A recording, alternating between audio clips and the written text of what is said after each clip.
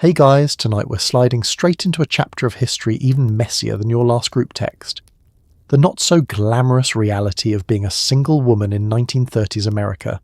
Not the movie starlets, not the jazz-age flappers, but the real women, dodging landladies, trying to eat on 50 cents a day, and fielding more unsolicited advice about marriage than you get ads for hair regrowth. So before you get comfortable, take a moment to like the video and subscribe, but only if you actually enjoy what I do here. Drop a comment telling me where you're listening from and what time it is, because somewhere, right now, there's a single woman staring at her ceiling and contemplating whether she can afford another can of beans. Now dim those lights, put on a fan for that soothing white noise and get comfortable. Tuck yourself in so the imaginary building super doesn't barge in, and ask why you're not married yet. Let's pause for a moment. Have you ever wondered what it was actually like to be single in 1930s America? What if dating apps were replaced by your mother mailing your photo to local bachelors? Was your social life just gossip, bridge, and the looming threat of spinsterhood? Could you even eat dinner alone in public without someone calling your parents? How did you survive on a secretary's wage when a decent hat cost more than your weekly rent? And did you really need to iron your undergarments just to be presentable? Well, congratulations, you've just woken up in 1934, your window's stuck open, your stockings have more runs than the Boston Marathon, and you're already wondering if your roommate ate your emergency peanut butter. Good luck. You open your eyes to the symphony of floorboards creaking, distant snoring, and someone boiling cabbage for breakfast. Welcome to the boarding house, 3 beds, 1 door that sticks, and the faint hope you'll find your slippers before Gladys does. Privacy? Not unless you count the curtain strung across your corner. Let's talk about waking up in a Depression-era boarding house. Your alarm clock is the sound of Gladys's wheezing snores, a clatter of spoons in the kitchen, and the unmistakable scent of boiled vegetables seeping through the paper-thin walls. It's less gentle sunrise, more early morning root cellar. The blanket clings to you with a damp stubbornness, and for a moment you debate whether you're awake, or just reliving last night's dreams of endless laundry and lost rent money. Your bed is a marvel of 1930s engineering, lumpy mattress, springs that poke you like they're charging rent, and a patchwork quilt older than Social Security. It's just warm enough to lull you into a false sense of security, just itchy enough to keep you from actually relaxing. Somewhere at the foot, your only decent pair of stockings is curled into a ball, a small miracle if they haven't migrated into Gladys's territory overnight. Above you, the ceiling sports cracks that form abstract patterns, nature's original wallpaper. Across the room, Ethel rolls over and mutters something about needing another hour. You'd love another hour too, but the boarding house has its own ecosystem. Sleep too long and you risk missing the hot water, or worse, the only available bathroom slot. The early bird doesn't just get the worm, she gets a head start on the wash basin. The moment you sit up, the realities of communal living come crashing in. Every movement is a negotiation. Do you risk the squeaky floorboard, knowing it'll wake up the resident light sleeper? Or do you tiptoe, hoping the drafty window doesn't swing open and send a polar breeze down your nightgown? The answer is always both. In 1930s America, there are no small decisions, only degrees of inconvenience. You shuffle to your makeshift nightstand, a repurposed orange crate, where last night's glass of water has attracted a mysterious film, and your alarm clock ticks with existential resignation. If you want to brush your teeth, you'll have to elbow past the other women, who have their own hygiene rituals and a tendency to guard the good soap like it's contraband. Breakfast in a boarding house is a contact sport. You're not sure who actually likes cabbage for breakfast or if it's simply what was on sale. There's a pecking order for the toaster and a social contract about who gets to open the window. The conversation, when it starts, is a gentle blend of complaints, gossip and reminders that the rent is due Friday. As you navigate the morning, you try not to trip on Gladys's shoes, which multiply like tribbles by the door. Every single possession must be guarded, labelled, and, when all else fails, hidden under your bed. Even then, nothing is safe. Borrowing is considered both a crime and a way of life. There's comfort in the chaos, though. You and your roommates develop a language of glances, shrugs, and eye rolls, an entire dialect designed to communicate. I know the radiator's broken, but let's pretend it's summer. In the thick of the Great Depression, single women sharing space also share strategies for survival, splitting the cost of tea, pooling coins for coal and forming temporary alliances in the eternal war against the landlady. And just as you finally find your slippers and start to feel human, you catch your reflection in the chipped mirror. The face staring back at you is tired, determined, and maybe, just maybe, a little amused by the absurdity of it all. Welcome to another day in the boarding house. The world outside may be falling apart, but in here at least you're in it together. And tonight, when you crawl back under that scratchy quilt, you'll laugh with the others about Ethel's snoring, Gladys's missing slippers, and the endless cabbage. Because as brutal as it is somehow, this life is yours. Down the hall you wait your turn for the bathroom. If you're lucky, the water's less freezing than the stare of Mrs. McCloskey when you borrow her soap. The mirror's cracked, your towel's damp, and you have about 6 minutes before someone pounds on the door demanding you hurry up. Self-care? Mostly just not scalding yourself. Let's set the scene. The boarding house hallway is a gauntlet of slippers, whispers, and doorways that let out just enough steam to suggest that someone, somewhere, might have found a few seconds of warmth. You clutch your toiletries and a sliver of soap as you shuffle past Gladys, who's already halfway through her morning routine, which seems to involve equal parts hairpins and humming. Bathrooms plural is a fantasy. There's one, and it's seen more foot traffic than Grand Central. If you want a shot at hot water, you'd better be up with the milkman or be ready to bribe someone with your last stick of chewing gum. More likely, though, the only thing steaming in there is someone else's towel, left to hang damply over the single radiator like a flag of perpetual defeat. When you finally make it inside, you're greeted by a parade of mismatched tiles, a toothbrush cup with more mystery stains than the city map, and a faint scent of ammonia that promises last night's cleaning didn't stick. The cracked mirror gives you a funhouse glimpse of your own dishevelled face, which you attempt to tidy up using approximately 3 ounces of water and a lot of hope. Washing up is an exercise in logistics. You juggle soap, toothbrush, and the eternal question, can you manage a full face wash before the water turns from Glacial Lake to Icicle Factory? There's a delicate balance. Run the tap too long, and it might protest with a sound like a dying accordion, but don't run it at all and you risk being labelled that girl at breakfast. Somewhere in the distance someone flushes, and the pipes rattle with indignation. Towels are a rare commodity, the softest ones having been quietly claimed by the fastest hands. Yours is perpetually damp, a shade of grey that suggests it wants new colour, and only big enough to dry exactly half of you before it gives up. You develop a new appreciation for air drying, which in January just means dancing awkwardly around the single window, hoping no one walks in. If you have hair longer than a bob, you're in for an extra round of suffering. The 1930s didn't come with ionic blow dryers, just bobby pins, hope, and the cruel, slow march of evaporation. The best you can do is towel squeeze and pin up the rest, hoping the whole structure stays put until lunch. Curls are a gamble. One wrong move and you're sporting the frightened sheepdog look all day. Self-care in a boarding house is a delicate ritual, more about surviving the process than emerging transformed. The concept of me time is a foreign luxury, drowned out by the inevitable pounding on the door as Ethel yells that she can't wait all day. You eye the half-used soap sliver. Does it belong to you, Gladys, or some ghost of tenants past? At this point, you just pray it's not poison ivy. There's camaraderie in the chaos, though. Every woman is part of the same morning lottery, each one learning the subtle art of not glaring too hard at whoever snagged the hot water.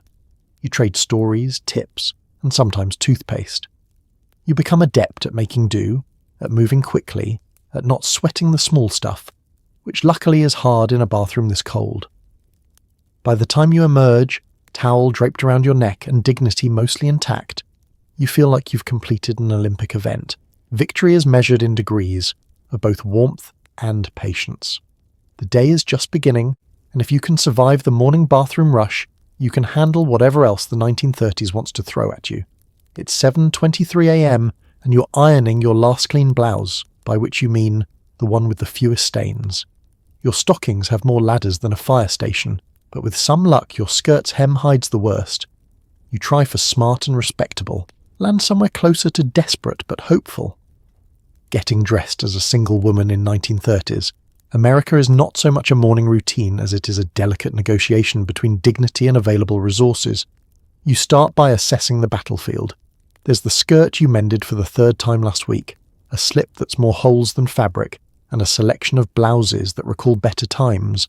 No item matches another, but with enough tucking, pinning and praying, you might pass as presentable for a brief optimistic window. Fashion, for you, isn't about self-expression, it's about survival. Your entire wardrobe fits in a battered suitcase under the bed, sharing space with love letters, overdue bills, and an emergency can of sardines.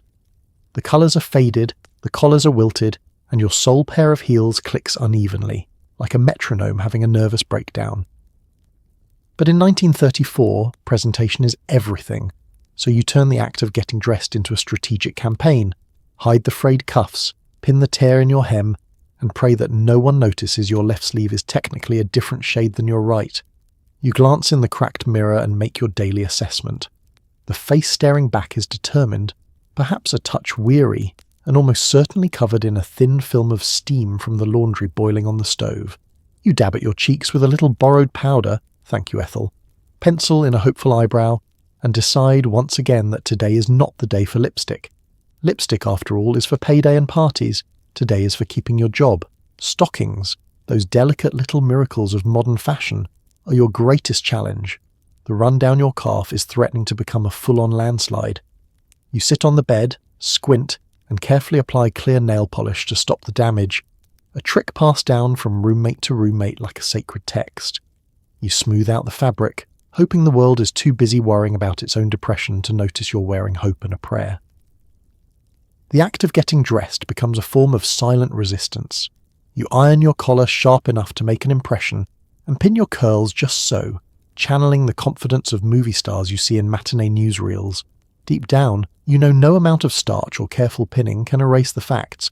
Clothes are expensive, the economy is grim, and being a single woman means you're forever one step behind fashion, but always one step ahead of complete disaster. There's a camaraderie in the chaos. You and your fellow boarders swap blouses and scarves like playing cards, keeping a running tally of whose skirt has made the most appearances at job interviews this month. Someone once said that style is knowing who you are. In your case, it's knowing where you hid the good brooch. When you finally emerge from your corner, you're a patchwork of effort, thrift, and pure willpower. The hallway is already alive with commentary, Gladys exclaims over your new blouse. She wore it last Thursday. And Mrs. McCloskey gives you a look that says she's still not over the incident with the borrowed hat pin. But you lift your chin and join the parade, blending into the sea of women all armed with a version of respectability. As you step out the door and into the world, you brace yourself for the silent judgments. The neighbour who tuts at your scuffed shoes, the shop girl who seems to have a new dress every week, and the landlady's constant appraisal of your prospects. Still, you walk tall. Your clothes might be threadbare, but your spirit is stitched together with stubbornness, ingenuity, and a dash of defiance. In 1930s America, that's as fashionable as it gets, and if the skirt rides up and the stockings sag, well, that's just proof you've survived another day. Breakfast is a social event, meaning everyone eyes your toast, your jam, and your prospects. The radio mumbles out news of bank failures and someone's always out of sugar. The real feast? Gossip about who got a letter from a gentleman caller and who's been seen talking to the milkman. In the boarding house kitchen, the morning meal is part survival challenge, part theatre, and always a little bit cutthroat. You enter the cramped linoleum-floored room and are instantly hit by a wave of conflicting smells, burnt toast, stewed prunes, someone's emergency sardines, and always the ghost of last night's cabbage. Your stomach rumbles. Your soul, however, recoils. There's only one toaster, and it is older than some of the residents. Every morning a tense standoff develops around it, with bread slices stacked on a plate like poker chips. If you want breakfast at a reasonable hour, you'd better have sharp elbows and faster reflexes than Ethel, who guards her spot by the stove like a Depression-era dragon. Meanwhile, Gladys debates the best way to get more jam out of an almost empty jar, employing techniques that should require a mining license. Seating is first come, first serve. You squeeze onto a wobbly stool, balancing your chipped teacup with one hand while using the other to keep your toast out of the jam crossfire. Someone always has news to share, a neighbour's engagement, a shop closing, or the latest scandal about the landlady's nephew and his unusual hobby. In a world before smartphones, breakfast gossip is the main course. You become fluent in the language of whispers and sidelong glances. Who got a letter with a strange return address? Who didn't come home until midnight? who's hiding a new bottle of cough syrup in her coat pocket. The radio drones in the background, sometimes offering up swing music, sometimes the grim financial report, banks failing, breadlines growing, and the price of butter climbing out of reach. As you spread your meagre jam, you try not to think about it. The world outside is full of uncertainty, but inside the real challenge is whether you can snag the last sugar cube for your tea. There's always at least one person who forgets to buy sugar. She makes the rounds with a hopeful look, and soon every cup in the room is subtly nudged away from her. Sorry all out becomes the morning's refrain. In a pinch, someone might offer you a spoonful of honey, if you're family, or at least not a direct rival for the bathroom. This daily ritual is also an unspoken fashion show. Under the harsh light, every threadbare hem, every carefully repaired stocking, every creative scarf arrangement is on display. You watch and learn how to hide a stain with a well-placed brooch, how to revive a tired collar with a dab of cold tea. Appearances matter, even when your breakfast budget is 5 cents and you're running on hope and boiled water. Yet despite the competition, there's solidarity here too. If someone's toast burns, a sympathetic groan rises. When the jam runs out, there's a brief but sincere moment of collective grief. Someone inevitably cracks a joke about the landlady watering down the milk again, and laughter ripples through the group. A gentle reminder that, for all its pettiness, this little society runs on kindness as much as caffeine. Before you're done, the kitchen devolves into a clean-up frenzy. Plates are scraped, crumbs swept up, and everyone scrambles to clear a space for the next wave of hungry tenants. You grab your coat, your work bag, and take a last look at the breakfast table, now littered with crumbs, empty cups, and the remains of a half-hearted argument about politics. Out in the hallway, the day is waiting. But in these fleeting moments of toast and tea, you've found a strange comfort, a shared, stubborn joy in surviving the absurdity together. And tomorrow you'll do it all again, jam or no jam. You stride through the city, navigating puddles, stray cats, and men who think a whistle is a compliment. Your shoes pinch, your hat's crooked, and you're praying today's rain holds off until you make it to the office. Every block is another chance to reconsider your life choices. The sidewalk outside the boarding house is a patchwork of uneven concrete and last night's mystery stains. Step 1 is finding your rhythm. Dodge the puddle by the stoop, hop over the loose cobblestone, and avoid the pile of something the local terrier left behind again. Your shoes, polished to a shine with borrowed Vaseline, start pinching before you've made it to the corner. It's a daily wager, which will give out first, the leather or your toes. City mornings are noisy and alive. Horns honk with no apparent reason, trolleys rumble past in a fog of exhaust, and the air smells like a bakery collided with a coal plant. You join the tide of office girls, all dressed in the same practical with dreams of Paris uniform. The hats are cloche, the gloves are hand-me-down, and every coat is 2 winters past its prime. No one looks twice at the line of hopefuls at the bus stop, each woman cataloguing whose shoes are most likely to survive a rainstorm. As you walk, the hazards multiply.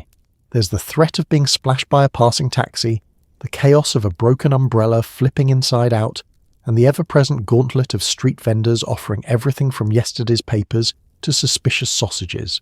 You're on the lookout for the city's unofficial mascots, stray cats that rule the alleyways and occasionally stage a sit-in on your intended route. If you're lucky, they only glare. If you're unlucky, you've got cat hair on your skirt for the 3rd day running. And then there are the men. Some offer the benign good morning, others feel compelled to deliver their opinions on your smile, your stride, or your stocking seams. A whistle here, a hey sweetheart. There, it's an unwanted symphony, the background music to your commute. You keep your eyes forward, your pace brisk, and practice the time-honoured art of ignoring everything but your own destination. In your mind, you rehearse witty comebacks you'll never use. After all, it's 1934. Chances are your best defence is speed and a well-timed glare. Crosswalks are a test of faith and agility. There are no walk signals, just a mass of humanity, and the hope that the trolley conductor is in a generous mood today. You clutch your bag, skirt the edge of a delivery truck and make it across with seconds to spare, heart pounding in your chest. Somewhere, someone's already late, sprinting in heels that deserve a medal. The weather is a wild card. It could be rain, wind, or the dreaded combination of both. Umbrellas are more decorative than useful, flipping inside out at the faintest hint of a gust.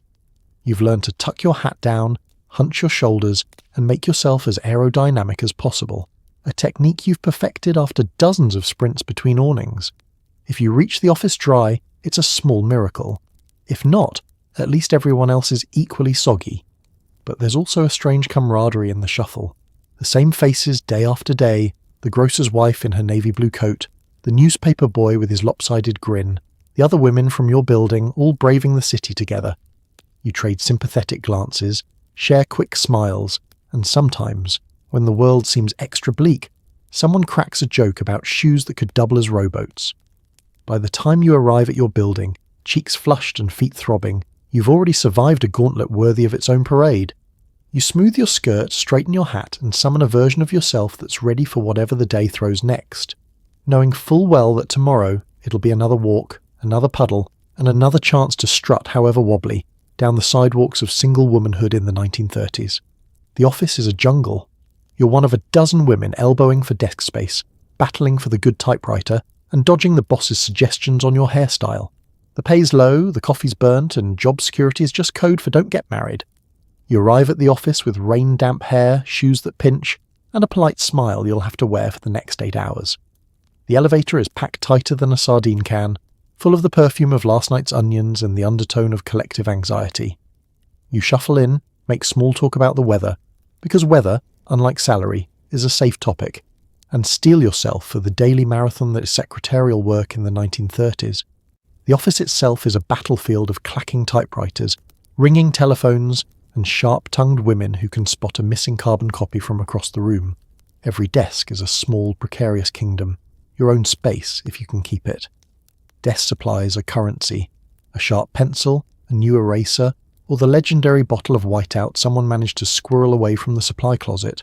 The real prize, though, is the good typewriter, oiled, responsive, and only prone to jamming on Wednesdays. Get stuck with old Clanky, and you'll spend your morning apologising for mysterious typos and letters that only appear when struck with the force of an Olympic athlete. Your day begins with a stack of dictation so high it could double as a defensive wall. The boss, Mr. Hendricks, is a man of firm opinions and questionable aftershave. He stalks the aisles, dispensing advice no one asked for and offering hairstyling tips with the authority of someone who has never met a bobby pin. Maybe a little less curl tomorrow, Miss Brown. Clients like a professional look. You nod, knowing that any attempt to comply will be ignored the moment he decides waves are in this week. Your typing speed is your armour. 42 words per minute is the baseline. Anything slower, and you're branded a liability. Anything faster, and you're seen as showing off. You find yourself in a silent competition with every other woman in the room, glancing up to see who's finished their stack first, whose carriage return dings with confidence, whose hands fly across the keys like a jazz pianist on payday. If you pause for a breath, someone will try to slip their copying onto your pile. Teamwork, 1930s style. Coffee breaks are a ritual, less for the coffee, which tastes like burnt cardboard and is probably just yesterday's reheated grounds, and more for the gossip.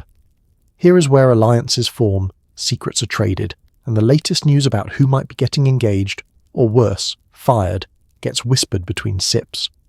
You swap stories about bosses, compare lunches, and offer each other reassurance. Don't worry, they say Mr. Hendricks only yells like that because his wife won't let him keep the dog inside. The actual work is relentless. Letters to type, invoices to file, forms to fill, all while smiling at every visitor, answering phones, and making sure the company's image of professional and welcoming is preserved. You become a master at double tasking. Foot on the pedal, one eye on the ledger, one ear on the boss's door, all while silently praying that the mimeograph machine doesn't choose this moment to belch out a purple ink disaster. And always lurking is the unspoken rule, don't get married. Job security in the 1930s is a fragile thing, more a privilege than a right. The minute you so much as hint at engagement, the office starts to look for your replacement. Married ladies don't last, the older women warn, and you can see it in the glances exchanged over the adding machine. The second a ring appears, so does a stack of exit paperwork. When 5 o'clock finally crawls around, you're exhausted, ink-stained, and half-deaf from a day of ringing phones and typewriter bells. But you made it through the gauntlet. You pack up, wave goodbye to the other survivors, and remind yourself you'll do it all again tomorrow. Because in the jungle of the 1930s office, Survival isn't about strength, it's about speed, stamina, and the ability to laugh at the absurdity of it all. It's noon, and you and your co-workers pull together a feast of saltines, canned soup, and hope. Someone's always angling to trade a sandwich for a slice of cake, and the highlight is swapping tips for surviving on 30 cents a day. Luxury? Splitting a chocolate bar 3 ways. Lunch in the office break room isn't so much a break as it is a communal exercise in improvisation and thrift. The dining area is a repurposed supply closet with a sticky table, a window that only opens when it feels like it, and chairs that creak ominously with every movement. You squeeze in with the other secretaries, each brandishing their lunch pail with the quiet pride of a survivor. Inside, culinary wonders only the Great Depression could produce. Today, your meal is a generous handful of saltines, carefully wrapped in wax paper, slightly stale, but still a step up from Gladys's mystery loaf. Next to you, Mabel unveils a can of tomato soup, ready to be eaten cold if the office kettle is still missing its plug. Someone always brings an apple, usually bruised, and there's inevitably a debate about whether it's worth saving the core for tomorrow's oatmeal. The real star of lunch, though, is the swapping and scheming. "I'll trade you my hard-boiled egg for half your sandwich," offers Betty, eyeing the peanut butter with the intensity of a Wall Street broker. You calculate the trade, weighing protein versus pleasure, then remember last week's debacle. Someone swapped a slice of cake that turned out to be just the heel of a raisin loaf. Salt is the most precious currency, followed closely by the last spoonful of strawberry jam. You pool resources, combine odds and ends, and sometimes when someone gets a package from home, you feast on an entire tin of actual sardines. For a moment, you're transported to the Ritz, until the landlady's cousin, who works in accounting, sticks his head in to remind everyone there's a strict no-loitering policy. Between bites, the conversation turns to advice, both the solicited and the sort that arrives uninvited. Ethel has a theory about stretching a nickel. Buy day-old bread, toast it twice, and no one will know the difference. Mabel swears by adding evaporated milk to coffee and soup alike, claiming it's a secret weapon against afternoon fatigue. There's always a new tip about cheap hair tonic or a miracle recipe for potato pudding that supposedly doubles as shoe polish in a pinch. You laugh at the absurdity of it all, grateful for the camaraderie. In these moments, poverty is a group project, and the hardships go down a little easier when shared. If someone's sandwich falls to the floor, there's a chorus of 5-second rule and a quick salvage. On Fridays, if the mood is right, someone might reveal a hoarded chocolate bar, breaking it into even slivers so everyone gets a taste. That single mouthful of chocolate feels like the height of decadence, proof that small joys survive even in the leanest times. The backdrop to all this is the office radio, faintly playing big band music or the latest news. Sometimes it's the boss's voice echoing down the hall reminding everyone of the time, but for these precious minutes the break room is its own world. No ringing phones, no looming deadlines, just the click of saltine tins and the hum of low conversation. When lunch ends, you wipe crumbs from your skirt, share a conspiratorial smile, and make a silent vow to try that miracle potato recipe, maybe. You return to your desk, fueled less by calories and more by companionship, ready to face the afternoon's pile of paperwork with the certainty that, at least tomorrow, there will be lunch again, and with luck, a fresh tip for making beans taste like beef. Because in the secretarial gauntlet of 1930s America, resilience is measured in small bites, shared stories, and the hope that next week's cake is the real thing. Back home, the landlady rules with an iron apron. She tracks comings, goings, and hemlines, always ready with a lecture about decent girls. Pay rent late, prepare for extra chores, laugh too loudly after 9 p.m, expect a note under your door. Living under the watchful gaze of a 1930s landlady is not unlike starring in a never-ending morality play, except the costumes are less glamorous, and the applause is replaced by disapproving clucks. Mrs. McCloskey, and there's always a Mrs. McCloskey, has eyes in the back of her head, ears like a bat, and a sixth sense for scandal. She knows who missed curfew, who tried to sneak in after midnight, and which lady might just be entertaining a gentleman caller without proper chaperoning. Privacy in the boarding house is purely theoretical. Your life is an open book, and the landlady is always ready to scribble in the margins. Every evening as you trudge home from work, you can count on a status update before you even reach your room. The click of her sensible shoes echoes down the hallway as she performs her nightly inspection. checking for muddy footprints, unauthorized visitors, and the cardinal sin of leaving a teacup unwashed in the common sink. If your skirt's an inch too short or your laughter a decibel too high, you'll hear about it directly and at length. The rent ledger is her holy scripture, and woe betide anyone whose payment slips past the first of the month. A missed rent means a conversation, always at full volume and never in private, followed by an impromptu assignment to scrub the stairwell, shovel coal, or help polish the mysterious collection of ornamental plates in the parlour. Idle hands, she insists, invite trouble. You're not sure about the trouble, but the calluses on your hands are definitely new. But it's not just chores and surveillance that fill her day, it's the business of character building. A respectable young woman doesn't return home after dark unless she wants to be mistaken for a chorus girl. No lipstick at breakfast. Shouting out the window is not ladylike, even if the milkman is late. Her lectures are endless, delivered as if she's single-handedly holding back the moral collapse of Western civilization, one scuffed shoe at a time. She keeps a ledger of more than just money. There's a list somewhere of who's had gentlemen callers, who's missed church, and who's been caught reading questionable magazines. You learn quickly to keep your romance novels hidden behind great lives of American statesmen. Even the radio is suspect, too much jazz, and she's convinced you're planning a speakeasy in the cellar. Sometimes her vigilance veers into the absurd. She's convinced Gladys is running a gambling ring because of a weekly poker night with stale crackers and pennies. Ethel, who knits late into the night, is accused of plotting something subversive with the wool. If a phone call runs over 5 minutes, she'll tap her foot until you hang up, then quiz you on the conversation, for your own good, dear. And yet, for all her rules and relentless supervision, there's a strange security to Mrs. McCloskey's reign. She'll slip an extra lump of coal under your door on the coldest nights, mend a torn coat with expert hands, or serve up a surprise batch of molasses cookies when someone's lost their job. Her care is real, even if it's hidden under layers of starch and suspicion.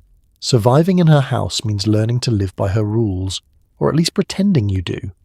You become adept at slipping by unnoticed, sharing coded glances with your fellow boarders, and laughing quietly at her latest conspiracy theory. Because while the landlady may rule with an iron apron, deep down you know she's just trying to keep her little kingdom together, one nagging note at a time. And really, is that so different from what you're doing? You share your room and your best scarf with 2 other women and the ghost of everyone who's ever left a stocking in the closet. Sometimes you're confidants, sometimes Cold War adversaries. The only sure thing is the ongoing debate over who finished the last of the jam. Living with roommates in a 1930s boarding house is a masterclass in diplomacy, patience, and the art of silent resentment. Your room is a patchwork territory, each corner claimed by a different personality and a rotating collection of battered suitcases. There's Gladys, who collects hairpins with the passion of a museum curator, and Ethel, who has a sixth sense for when you're hiding anything edible.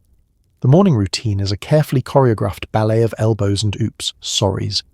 Toothpaste disappears, only to reappear when it's too flat to squeeze. Socks migrate mysteriously from one bed to another, and no one is ever quite sure whose slip is drying on the radiator. You all pretend the drafty window isn't a problem, as you pile up coats and, in the most desperate months, even extra newspapers, just to keep the chill at bay. Some mornings, you're the best of friends, collaborating on laundry day, pooling change for a communal bar of chocolate, or helping each other pin curls before work. You swap stories, advice, and the occasional life plan. It's a support network in a world that rarely offers single women any support at all. A new lipstick shade is a cause for celebration, an extra ration of butter, a minor holiday. But not every day is a festival of sisterhood. Sometimes the tension is thick enough to slice with a butter knife, if you can find one that hasn't been borrowed for shoe polishing duties. Maybe someone borrowed your good scarf just for a minute, and you spot it 3 days later draped artfully around Gladys's neck at Sunday church. Maybe Ethel's snoring has kept you up for a week, and your only solace is plotting to swap her tea leaves for lawn clippings. Passive-aggressive notes appear. Who used my cold cream? Why are my nylons in your drawer? The next person to finish the jam will answer to me. Every object is communal until it's missing, and then it's suddenly private property. You become adept at hiding valuables, chocolate, good soap, a working pen, in places no rational person would think to look. Tucked inside a shoe, beneath the mattress, or behind a stack of overdue library books. You learn to listen for the creak of floorboards at midnight, a sure sign someone's raiding the snack stash you thought you'd hidden so well. despite the daily skirmishes, living together is about more than shared space and shared miseries. It's about finding family, or at least the closest thing to it. When the world outside feels cold, judgmental, or just plain exhausting, there's comfort in knowing someone will be there to split the heating bill, help you mend a tear, or sneak you a biscuit when you're feeling low. Even the arguments become stories, retold with laughter long after the actual jam is gone. In the end, you all know you're stronger together than apart. The landlady's rules, the city's disapproval, and the daily grind all fade a little when you're facing them as a team, even if it's a slightly dysfunctional one. You finish the day in a tangle of blankets, feet sticking out from opposite corners of the bed, laughter echoing against peeling wallpaper, and the silent truce that tomorrow someone else can deal with the jam crisis. Because in the boarding house trenches of 1930s America, roommates are both your fiercest rivals and your closest allies, and somehow, impossibly, you wouldn't have it any other way.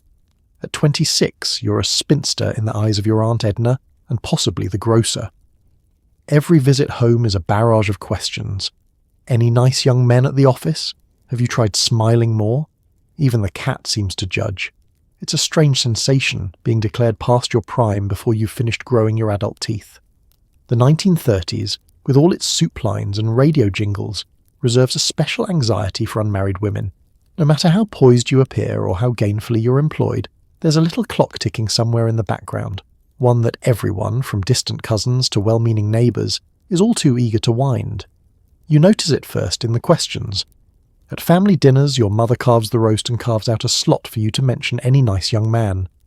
Your Aunt Edna, who, for the record, is on husband number 3, offers relentless advice. Try rouge, walk straighter, don't look too smart. Why not join the church choir? I hear the new tenor is single, and, well, not unpleasant. The implication is clear. Your worth is not measured in clever conversation or clever budgeting, but in your ability to attract a husband before your next birthday cake requires fewer candles. Even the grocer, handing over your weekly bag of potatoes, offers a pointed, "Cooking for one again, dear?" The postman asks if you want your mail delivered to Miss or Mrs., as if a typo might correct your marital status. The laundress wants to know why you never need shirts pressed for a man of the house. The city, it seems, is in on the conspiracy. It doesn't help that everywhere you look, society's image of success is paired off in twos. Movies show radiant couples gliding across ballrooms, magazines give advice columns on how to snag a man in 10 easy steps, and even your landlady eyes you suspiciously if you spend too many Saturday nights at home. There are tips for everything: how to make a budget meal, how to mend a stocking, and of course, how to catch and keep a man before you become, in the eyes of the world, a confirmed spinster. You develop coping strategies, mostly involving sarcasm and strategic misdirection. If someone asks why you're single, you tell them you're married to your career, which in reality is more of a high-maintenance pen pal than a life partner. When Aunt Edna suggests you take up flower arranging, you say you're learning jiu-jitsu instead, just in case. Sometimes you invent a suitor. Harold, from the office, travels a lot. Quite shy, you wouldn't know him. Other times you just shrug and say you're waiting for the right depression to come along. Even your cat seems to join in the chorus of raised eyebrows, staring at you with that unblinking feline judgment as you eat dinner solo. If pets could talk, you're certain the first words out of their mouth would be, "So have you met any nice tomcats lately?" Underneath the jokes, though, is a quieter truth. There's freedom in being single, a kind of unruly independence you can't find in any etiquette book. You pay your own bills, chase your own dreams, and answer to no one but yourself, and the landlady. You make your own fun, create your own traditions, and, when the world turns a cold shoulder, you wrap up in the warmth of knowing your worth isn't measured by someone else's ring. Still, some nights the weight of other people's expectations presses in. You wonder if the world will ever see you for who you are, capable, clever, resilient, or if you'll always be just Miss So-and-so, still not married. But as you slip into bed, another day survived, you can't help but laugh at the absurdity of it all. Because in 1930s America, if you're going to carry the label of spinster, you might as well do it with your head held high, a sense of humour, and the stubborn pride of someone who's truly, defiantly, herself. A date is as much negotiation as romance. You're expected to act interested, but not too interested, and dinner might be a shared sandwich in the park. Your greatest luxury? Someone who can afford pie and coffee. Let's start with expectations. In the 1930s, dating is a full-contact sport. part old-fashioned ritual, part modern survival strategy. Forget candlelit restaurants or elaborate bouquets. The Great Depression has rewritten the rules. Every outing is a delicate balance between thrift and showmanship, with just a hint of desperation sprinkled on top.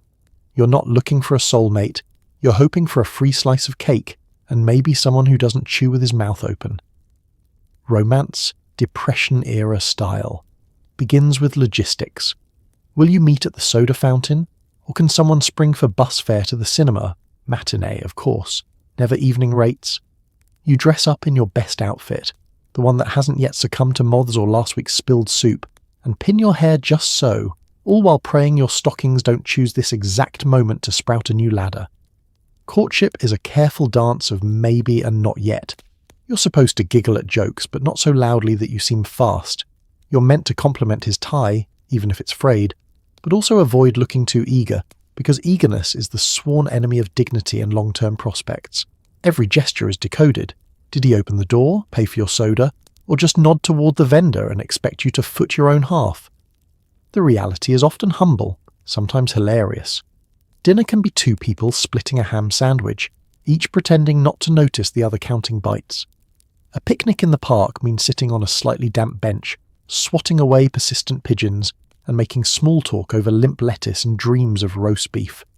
If you're lucky, the weather cooperates. If you're not, you end up racing for cover arm in arm under a single battered umbrella. That umbrella, by the way, might be the most romantic prop you get all year. On special occasions, you might find yourself at the movies, choosing a seat in the balcony where the tickets are cheaper and the view of Clark Gable is mostly unobstructed. There's a nervous thrill in sitting side by side in the dark, hands occasionally brushing over a shared bag of popcorn. The rules are strict.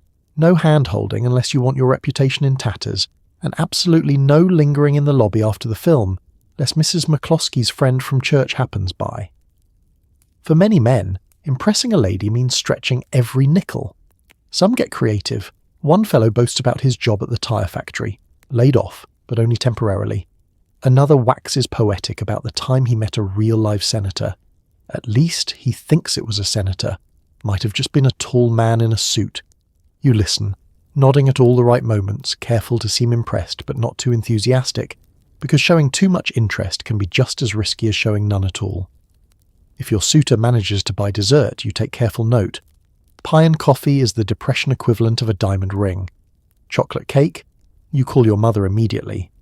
But most dates end with a handshake, a polite thank you, and the hope that your friends won't dissect every detail at tomorrow's lunch. Beneath the awkwardness, there's genuine hope, a flicker that maybe, despite the odds, love is possible, even on a budget.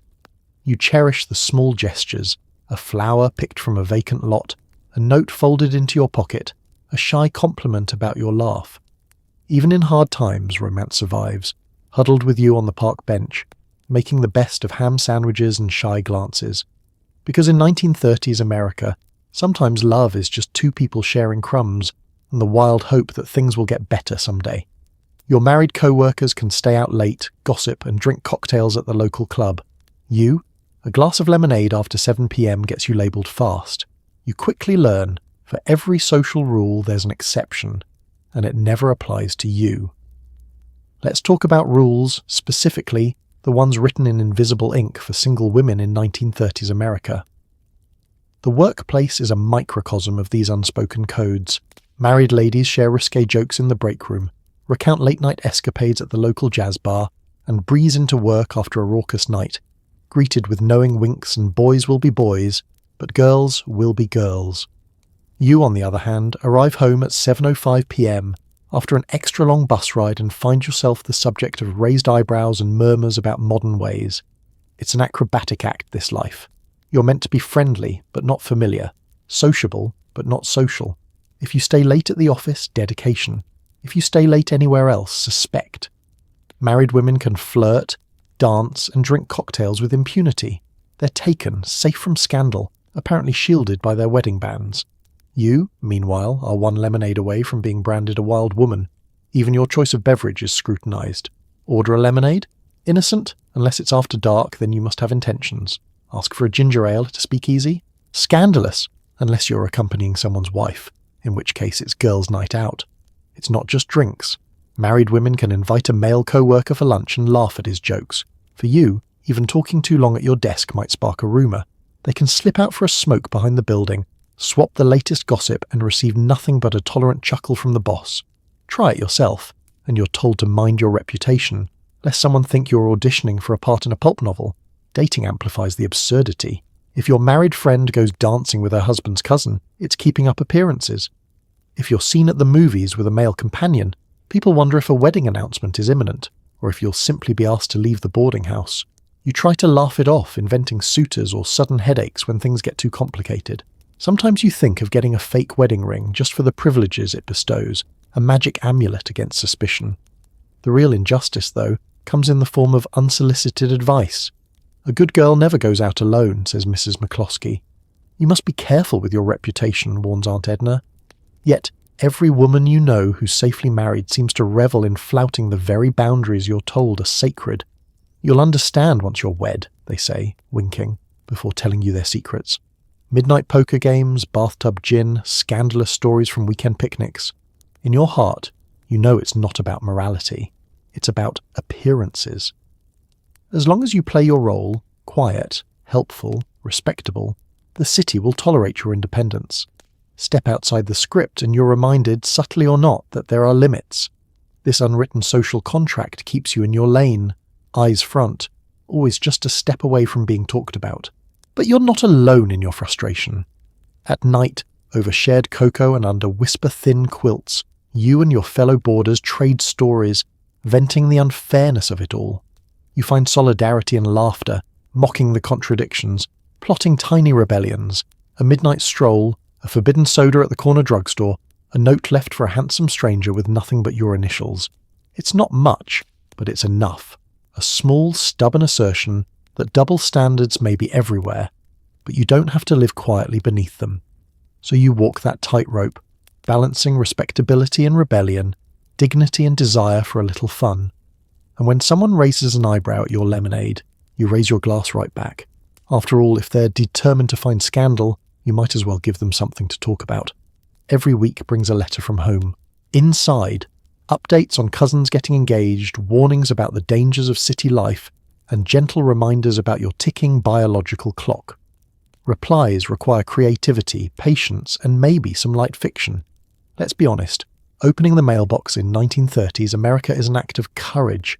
Sure, you hope for something romantic or thrilling, a mysterious envelope, a postcard from a far-off friend. But mostly, it's Aunt Edna's looping script, already whispering, well, have you found a nice young man, before you even break the seal. The letter is a familiar routine. It begins with pleasantries, drifts into weather reports, rainy again, but the petunias are thriving, and then launches into a play-by-play of every family member's romantic progress. There's always a cousin, it seems, getting engaged. Mabel's daughter, engaged to the grocer's son with such good prospects. Your second cousin Lila, already planning her third baby shower. She married her high school sweetheart, before it was too late. You start to wonder if the family calendar is just a rotating list of weddings and babies, with your birthday left off entirely, except as a deadline for finding someone before the next leap year. The real message comes sandwiched between lines about homemade pickles and the neighbour's new car. We're all hoping to hear good news from you soon. Sometimes it's gentler. Don't worry, dear. You still have time, and sometimes it's a subtle threat like, your Uncle George says he'll write to you himself if you don't hurry up and settle down. Even the family dog seems to be getting more marriage proposals than you, if the stories are to be believed. Warnings about city life are a staple. Be careful walking alone after dark, your mother warns, as if you're strolling through a den of iniquity every time you cross Main Street. There are reminders to save your pennies. You never know when you'll need to buy curtains for your own home, to avoid strange men on the subway, and to remember that a lady never eats lunch in public by herself. It simply isn't done. The subtext is always that the city is filled with dangers, and marriage is the one true insurance policy. Replying is its own Olympic sport. You learn to blend fact and fiction, weaving in just enough truth to keep them satisfied, but not so much that you end up with a surprise visit from Aunt Edna herself. Work is busy, but I've met so many nice people, true, but nice includes the postman and the lady who sells violets at the corner. I've been out dancing, Technically true if you count the time you tripped on the boarding house stairs and performed an impromptu solo waltz. You sprinkle in optimistic hints. There's a gentleman at the office who's very kind. You leave out the part where he's already married to his adding machine. If pressed, you might even invent a harmless beau, Harold, who's always conveniently out of town on business or recovering from a mild cold. It buys you a month's peace, maybe two, before the next interrogation by post. Beneath the meddling, though, there's genuine care, a kind of bumbling love that comes wrapped in hand-embroidered handkerchiefs and unsolicited recipes. Your family wants you happy and safe, even if their vision of happiness comes with a ring and a roast every Sunday. So you keep writing back. You thank them for the news, marvel at your cousin's fertility, and promise with your fingers crossed that you're keeping your eyes open for the right one. Because in 1930s America, every letter home is a tightrope walk between independence and expectation, and the secret hope that someday the only question they'll ask is, "Are you well?" instead of "Are you wed?" You wander the aisles of Woolworths, dreaming of a new hat, or maybe even a dress that doesn't look like it fought in World War I. Window shopping becomes a sport, and splurging on lipstick is the closest you'll get to luxury. It's a Saturday ritual, this slow promenade through Woolworths. The air smells like a mixture of floor polish, penny candy and optimism, a brief escape from the boarding house and its eternal debates over jam and whose turn it is to scrub the stairwell. In the five and dime, your imagination can finally stretch out and get some exercise. Rows of hats perch on fake heads, each one whispering promises of a new you, braver, luckier, maybe just a little more likely to turn a certain gentleman's head on payday. You linger over the dresses, fingers brushing fabrics that, at first glance, look chic and new. Upon closer inspection, you realise some have seams that wander and patterns that might have made more sense in 1922. Still, you arrange the skirt against yourself, trying to see not the faded print but the possibility. In a world where new clothes are a luxury, even pretending is a form of hope. Maybe, with a snip here and a pin there, you could transform this tired frock into something approaching modern fashion, a Depression-era Cinderella story, minus the fairy godmother. Next stop, the accessories counter, where gloves and scarves are arranged like precious jewels behind streaky glass. There's a pair of gloves the colour of cream, just the thing to hide the ink stains from the office or the tiny burn from last month's disastrous attempt at boiled custard. You check the price tag, do some quick math in your head, subtracting this week's bus fare and last week's soap bill, and, with a heavy sigh, place them back with their sisters. Maybe next week if that rumoured raise ever materialises. The real treasure, though, is the lipstick. Tiny, shining tubes in shades of crimson, rose and daring coral. The salesgirl lets you test a sample, and for a moment the world feels suspended in glamour. You catch your reflection in the silver compact, lips now a bold slash of colour against the pallor of rationed coffee and cold oatmeal.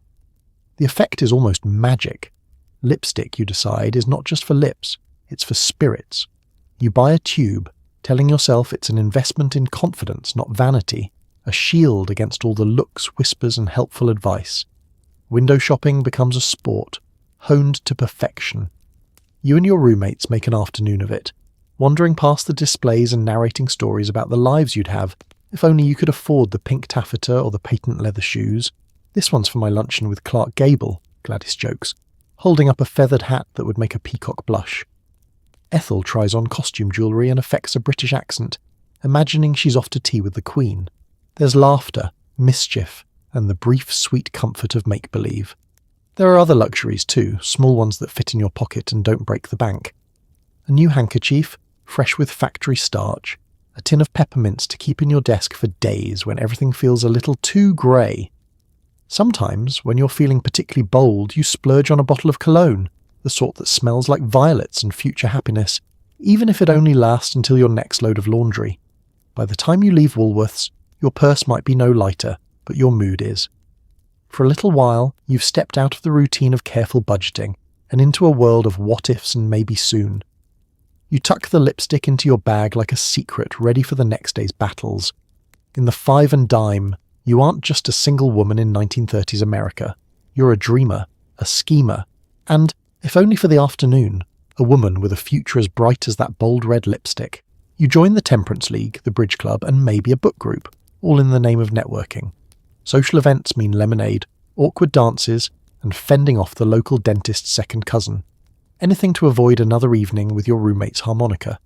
Navigating the social landscape as a single woman in 1930s, America requires as much skill as finding a matching pair of stockings. There's a club or committee for everything, a place for every nice girl to be seen, even if the only thing you really want is a quiet afternoon nap. Sunday mornings begin with church, a parade of hats and glances, the pews packed with families, old bachelors, and a handful of matrons convinced it's their personal calling to know who sits where and why. You're expected to show up bright-eyed and respectable, armed with a smile that says, "No, I haven't met anyone special yet, but thank you for asking." After service, it's a minefield of handshakes, subtle matchmaking, and reminders about next week's bake sale. The church bulletin is less about scripture and more about who is newly engaged, who's fallen ill again, and which young lady brought the most deviled eggs to the potluck. In the afternoons, you make your rounds, Temperance League first, where lemonade is poured with the seriousness of sacramental wine, and speeches about the dangers of gin are met with polite nods and a few well-hidden yawns. You join because, frankly, it's better than sitting alone at home, and there's always a chance someone's brought cookies. The older ladies are fiercely dedicated, handing out pamphlets, collecting dues, and giving you advice about keeping your virtue and your hemlines in check. Bridge Club is another battleground. You never quite understood the rules, but you're too proud to admit it now. Every Tuesday, you join the ladies at Mrs. Abernathy's, clutching your battered deck and praying you won't be paired with the widow Simmons, whose glare can wilt a houseplant at 10 paces. The gossip flows even faster than the card play, who's walking out with the butcher's son, who's in line for a raise, and which newcomer showed up in a dress deemed too modern by local standards. If you're lucky, there's a book group. At first, it's thrilling, an escape into stories that don't involve shopping lists or supper menus, but soon, even here, the conversation drifts back to real life. Miss Jennings reads nothing but etiquette guides, and every meeting turns into a debate about whether ladies should wear gloves to dinner or just church. You listen, nod, and wonder if anyone will notice if you sneak out before the tea is poured. At every event, there's an undercurrent of matchmaking, a steady parade of eligible men, most of whom look like they'd rather be at home with the sports section. The local dentist's second cousin is always hovering, sweating through his suit, asking you about your opinions on the weather and municipal drainage. The dance floor is a minefield of awkward waltzes and sidelong glances, everyone painfully aware that every social misstep will be dissected at next week's meeting. Still, for all the forced fun and sticky lemonade, you're grateful for the company. These gatherings are a lifeline, a place to find allies, trade recipes, and share a few jokes at the expense of the town's favourite busybody. You build alliances over bridge tables, form silent pacts in the choir loft, and develop a sixth sense for when to dodge the "why aren't you married yet?" conversation, so you keep showing up, navigating the endless swirl of social obligations, fending off suitors and scrutiny alike. Because in 1930s America, survival isn't just about rent and rationing, it's about finding your place in a world that's always keeping score. And if it means enduring one more round of lemonade and off-key harmonica solos, well, at least you're not alone. The real backbone of your world is your friends, other single women weathering the same storms. You pool money, share jokes, and turn every setback into an inside joke. Your circle is your lifeline. In a world that treats single women as a curiosity at best and a problem to be solved at worst, friendship is your fortress. You learn early that strength comes not just from enduring alone, but from leaning on each other in the quiet moments and the noisy ones. The best currency in 1930s. America isn't cash, it's camaraderie, traded over chipped teacups and borrowed scarves. Your friends are the ones who rescue you from disastrous haircuts, help you salvage a burned pot roast, and never ever judge you for reading movie magazines under the covers. They're the first to tell you when your hem has come loose, and the last to let you spiral over a bad date. With them, every misadventure is a story, and every setback is a punchline waiting for its moment. You share everything, out of necessity and affection. If you find an extra egg at the grocer's, you split it 4 ways. A new lipstick is an event, tried on in the bathroom while everyone takes a turn preening in the mirror and declaring it your colour. A broken heart is handled with cocoa and sarcasm, plus the assurance that any man who leaves wasn't worth your best hat pin anyway. Solidarity isn't always soft. Your friends will call you out for moping, nudge you out the door when you'd rather wallow, and push you to ask for that raise or apply for that new job. even when it feels pointless. You return the favour, deploying gentle mockery when someone tries to romanticize their latest gentleman caller. Oh, a poet? Is he also unemployed, or is that just his hobby? There's a rough-edged affection to it, a language of teasing that makes the world's sharper edges a little more bearable. Together, you become experts at making do. You can turn a can of beans, a heel of bread, and half a wilted carrot into something resembling dinner. On good days, you pool your resources for a real treat, a tin of sardines, or even a bakery cake if someone's landed overtime. You learn that joy multiplies when it's shared, and that laughter, especially late at night with the city buzzing outside, is the best defense against gloom. Friendship is also strategy. You protect each other's secrets, about finances, about family, about that time someone accidentally dropped the landlady's prized vase. You band together against the world's judgments, against busybodies, unwanted advances, or the office's endless double standards. In the safety of your circle, you're free to say what you think, dream out loud, and admit just how tired you are. You celebrate each other's victories, big and small. Got through the month without borrowing from your emergency change jar? Cheers. Finally told off the catcaller on Main Street? Let's toast with lemonade. Landed a promotion or just survived another Sunday dinner with Aunt Edna? Your friends are there with a hug, a hairpin, and a plan for how to spend the extra $1. In the long nights, when doubts creep in and the world feels heavy, you know you're not alone. You remind each other. You're more than your marital status, more than your paycheck, more than whatever the papers and politicians have to say about modern women. You're survivors, dreamers, and, thanks to each other, a little bit braver every day. And in a world determined to keep you small, there's nothing quite so radical or so comforting as knowing you've got your circle by your side. You check the mailbox 3 times a day, hoping for something romantic. Usually it's a bill, sometimes a chain letter, occasionally a polite rejection from the job you actually wanted. True love is mostly theoretical. There's a certain optimism required to be the first one to the mailbox in a boarding house.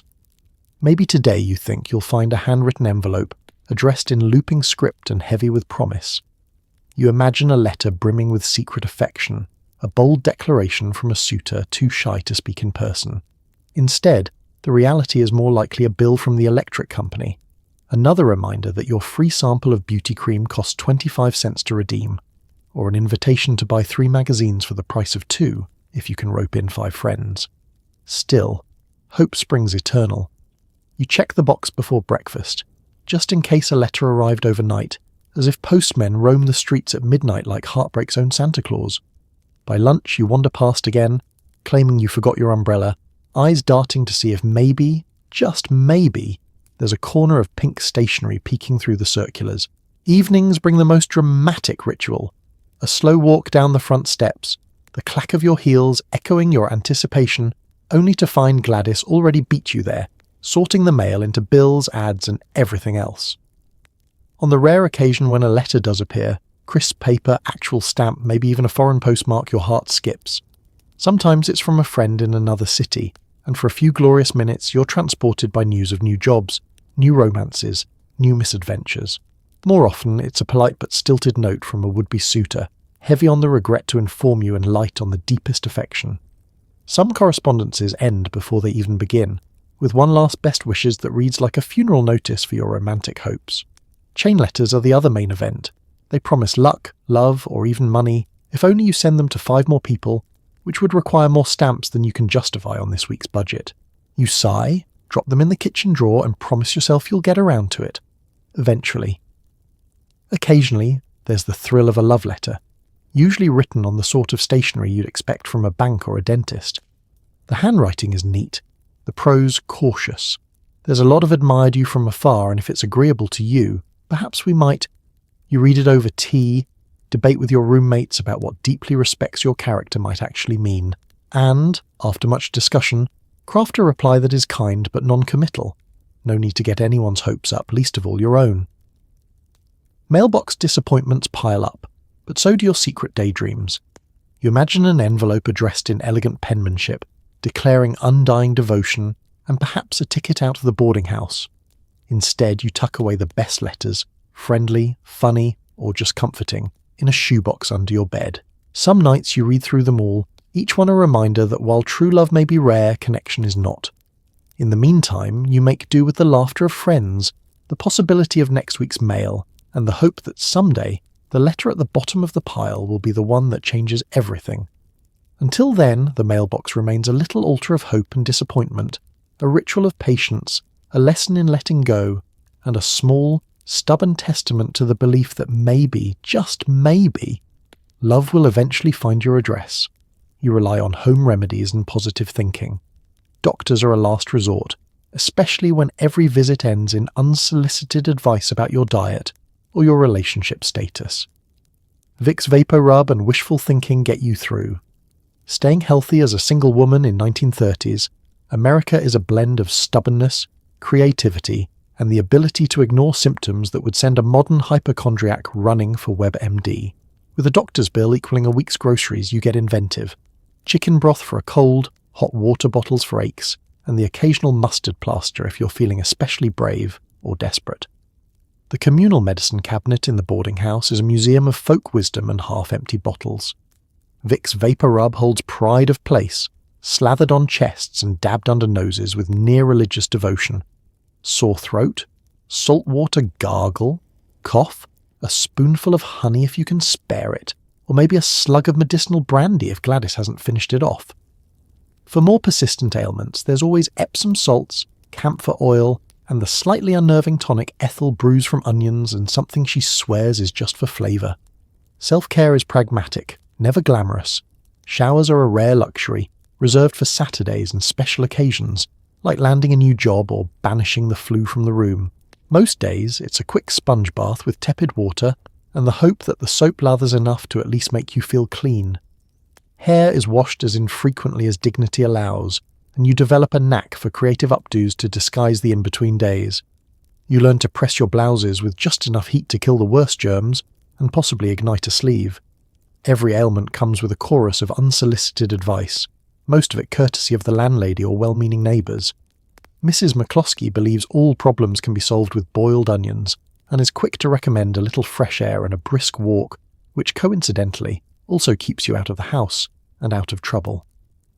Your mother's letters include a rotating cast of remedies. Sleep with a clove of garlic under your pillow, tie a red string around your wrist, drink cod liver oil and think wholesome thoughts. You nod, smile, and stash the suggestions next to last year's advice on how to catch a husband through proper posture. Going to an actual doctor is a last resort. When you finally break down and see one, you pay the fee, sit in the chilly waiting room, and brace yourself for a dual diagnosis: mild anemia and terminal singleness.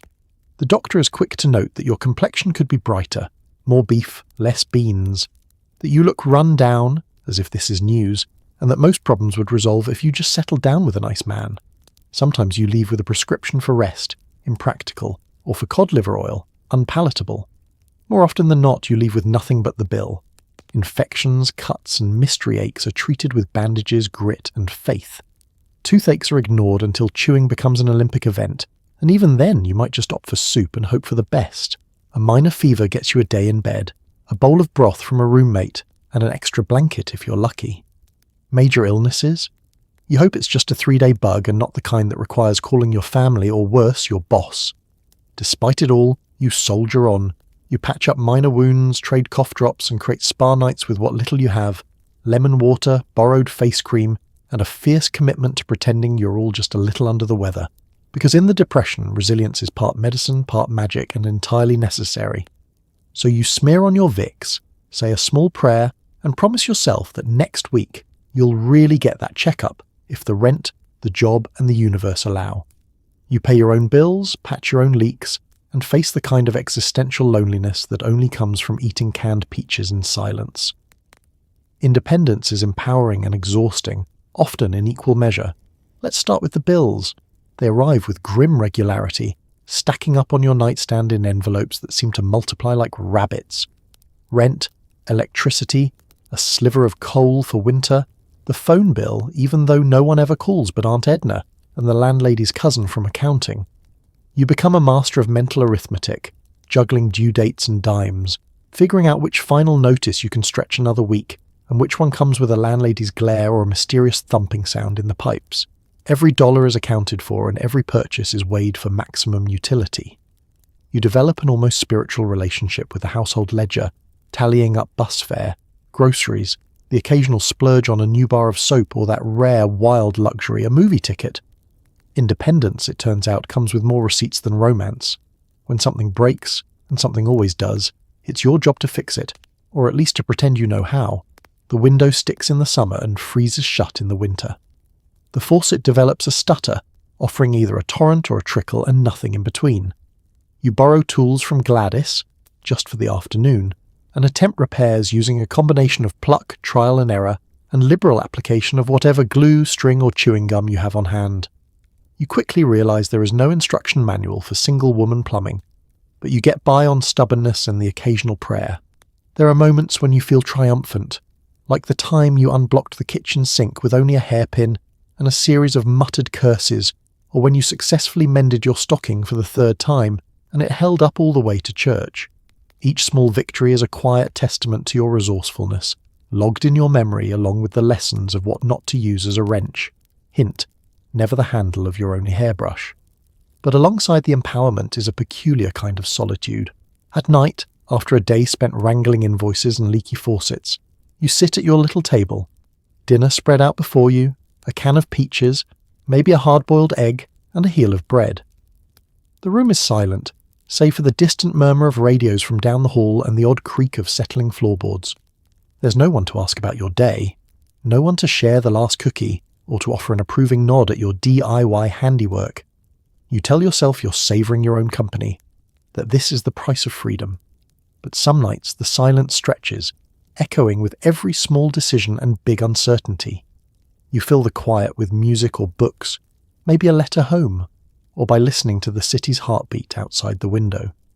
On good days, solitude feels like a luxury, the space to dream, to scheme, to wander your own thoughts without interruption.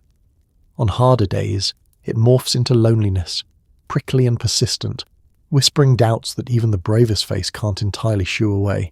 Yet you remind yourself, this is your life. You chose it, shape it, and most days even enjoy it. You make the rules, break them, and find comfort in the fact that your mistakes are your own, and so are your small triumphs. The world might see you as a curiosity, or worse, a warning. But you know that independence is built from equal parts courage, ingenuity, and an appreciation for canned fruit. So you finish your peaches, wash your one dish, and promise yourself that tomorrow you'll find another leak to fix and another reason to be proud you did. You hunt for deals, chase the rumour of a sale on potatoes, and become an expert at making meals out of whatever's cheapest. The produce man knows you by name, and by your tendency to linger over the bruised apples. Let's begin with the Saturday morning ritual. Coins counted, purse clasped, and shopping list carefully written on the back of a bread wrapper. You set out with a single goal, stretch your week's food budget until it screams. The first stop is always the grocer's, where you scan the windows for handwritten signs announcing this week's miracle. Beans, 2 cents a pound, or potatoes, best price in town. If there's a line, you join it. Knowing a crowd means either a bargain or at the very least a better story for dinner. Inside, you make your rounds like a seasoned general surveying the battlefield. The bread is yesterday's, cheaper, a little tougher, but perfect for toast and bread pudding. Next come the vegetables, which exist on a spectrum from almost fresh to best for stew. You've learned the fine art of picking through the bins, finding the onions that aren't too soft, and the apples whose bruises can be sliced away and hidden under a generous sprinkle of sugar. The produce man offers a tired smile as you weigh your options. He knows you're not just after food, you're after possibilities. Shopping is a dance of decisions and compromise. You debate. Is this the week you splurge on an egg? Can you afford one slice of ham to stretch into sandwiches for 3 days? You eavesdrop on other shoppers for news of a butcher with cheap soup bones or a dairy with a secret discount on day-old milk. When you spot a familiar face clutching a sack of beans, you share a knowing nod. Today's haul is not just groceries, but survival in edible form. Back at the boarding house, your haul is modest but full of hope. A few potatoes, a fistful of limp carrots, maybe a can of tomatoes if you skipped dessert last week. There's pride in making do. You swap tips with your roommates. How to revive wilting lettuce, a bowl of cold water and a prayer, how to turn stale bread into pudding, how to stretch a cup of rice into an entire meal. If someone's mother sends a parcel from the farm, you all get a treat. fresh eggs, or, in a culinary jackpot, a jar of homemade preserves. The challenge is making meals that satisfy both stomach and soul. You become an expert in the Depression-era cookbook, part invention, part endurance test. Cabbage soup, potato cakes, bean salad, and mystery loaf, let's not ask, become staples. A dash of pepper or a cube of bouillon can make even the most humble dish feel like Sunday supper. When someone brings home a can of peaches or a single orange, you split it with reverence, turning scarcity into a celebration. Sometimes you splurge on a treat, a new tin of cocoa powder, a sprig of parsley, or a packet of lemon drops tucked into your pocket for when the world feels particularly bleak. The clerk might raise an eyebrow at your careful calculations, but you know every penny spent has its purpose, either for nourishment, comfort, or simply the joy of having something sweet after a long week. You head home, arms full, heart a little lighter. You know you'll be back next week ready to chase another rumour of discount beans and conjure something wonderful from almost nothing. Because in 1930s America, grocery shopping isn't just about filling a larder, it's about filling your life with hope, resilience, and the quiet pride of making ends meet, one bruised apple at a time. Magazines offer a dizzying list of do's and don'ts for single women. Don't speak too loudly. Never admit you like jazz. You flip through the pages, equal parts amused and horrified, then go right back to being yourself. It's a ritual almost as old as the boarding house's squeaky floorboards, settling in with a cup of weak tea and the latest issue of Modern Woman or The Good Housekeeper. You flip through pages festooned with smiling starlets and headlines promising to reveal the secret to landing a man before next Sunday. The advice columns are equal parts pep talk and thinly veiled warning. You learn that the path to romantic success is, apparently paved with caution, conformity, and a healthy dose of self-denial. The don'ts are relentless. Don't laugh too loudly or you'll seem unfeminine. Don't frown or you'll get wrinkles. Don't let your suitor see you without lipstick, ever, not even while gardening, swimming, or presumably fighting a house fire. Don't be too clever, warns one article, as if a stray demonstration of arithmetic might ruin your prospects for good. Never admit you read mystery novels, enjoy jazz, or, heaven forbid, have ambitions beyond perfecting your lemon meringue pie. You take in the diagrams illustrating proper posture for polite conversation and the endless bullet point lists. Smile often, but not too much. Speak, but let him lead. Express opinions, but only about the weather or the merits of a good roast. You picture yourself at dinner, nodding in solemn agreement as your date explains, for the third time, the intricacies of the municipal sewer system. True romance, it seems, is mostly about listening, smiling, and occasionally complimenting his tie. The magazines don't stop at conversation. There are entire pages dedicated to wardrobe, how to choose a hat that flatters but doesn't draw attention, the correct length for gloves, the scandalous nature of polka dots. You're instructed to select colours that suggest gentleness and reliability, presumably the traits men find most appealing in a future wife or a well-trained sheepdog. There's even advice on scent. A lady should smell faintly of violets, never of onions, cod liver oil, or ambition. At first, you're amused by the sheer absurdity of it all. But beneath the surface, there's a darker thread, a sense that being yourself is the last thing anyone wants. You imagine a parade of identical women, marching in step, careful not to outshine, outspeak, or outdream anyone in the room. It's enough to make you want to grow out your hair, start a jazz band, and take up competitive shouting just to prove you can. Despite the advice, you know you're not alone in your skepticism. You and your friends swap the worst offenders like baseball cards. Don't ever eat corn on the cob in public, recites Ethel. Don't mention politics or money. Gladys recalls a column that suggested never laugh at a man's joke, unless it's funny. But always pretend it's funny. You all dissolve into giggles, which would horrify the advice columnists, but feels like its own kind of rebellion. You dutifully try out a few tips. Sit up straighter at dinner, nod more demurely, wear a dab of cologne behind your ears. But after an hour of pretending to be a magazine heroine, you can't help but revert to your actual self, witty, opinionated, prone to snort laughing at your own jokes. And the world, surprisingly, does not end. You still get asked to dance, still trade glances with the newspaper boy, still have friends who love you for your spirited conversation, because deep down, you know that the right person, should he ever show up, will not only tolerate the real you, but actually prefer her. So you close the magazine, pour another cup of tea, and promise yourself that if you ever take dating advice, it'll be from someone who survived the depression on sass and hope, not silence and perfect posture. The holidays mean family dinners, festive decorations, and being quizzed about your life choices between servings of canned cranberry sauce. You practice your smile and prepare evasive maneuvers for every personal question. Holiday season, in 1930s, America is a study in contrasts. On the surface, it's all warmth and nostalgia, carols drifting from radios, and windows strung with garland someone found in the attic. Underneath, though, there's a low hum of anxiety, especially for the single woman making her annual pilgrimage home. You arrive, suitcase in hand, armed with a polite smile and a mental playbook of answers for every family member's favourite question. So, are you seeing anyone? Even the dog seems to peer at you with mild disappointment. The house is filled with scents you haven't smelled since last Christmas. Cinnamon, wood polish, and the unmistakable whiff of burnt pie crust. Your mother fusses over the roast, your aunt rearranges ornaments for the third time, and your cousins run wild, blissfully unaware of the future interrogation you're about to endure. You offer to help in the kitchen, but are shooed away. Don't you want to freshen up, dear? Which is code for, we need to whisper about your prospects before you can hear us. Dinner is an ordeal of its own. You settle into your seat, hoping for invisibility, but your luck runs out before the mashed potatoes are passed. You're looking well, beams your great-uncle, which you recognise as the preamble to a deep dive into your romantic history. Any news on the marriage front? Asks Aunt Edna, who always brings fruitcake and never brings subtlety. You take a tactical bite of turkey, chew slowly, and mentally replay every neutral answer you rehearsed on the train. The conversation ricochets around the table, gathering speed and volume. Your cousin Mabel's engagement is praised with clinking glasses and enough enthusiasm to register on the Richter scale. The newlyweds, barely out of high school, are quizzed about their first apartment, their plans for the future, and inevitably babies.